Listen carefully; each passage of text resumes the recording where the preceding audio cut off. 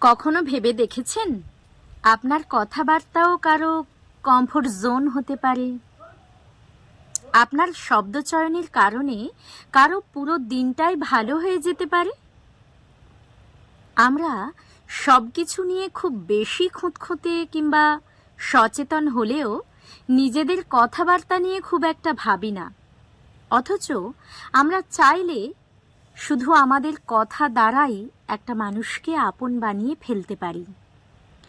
কথাবার্তার মাধ্যমেই মানসিক শান্তি দিতে পারি, কথাবার্তার মাধ্যমেই যত্ন নিতে পারি।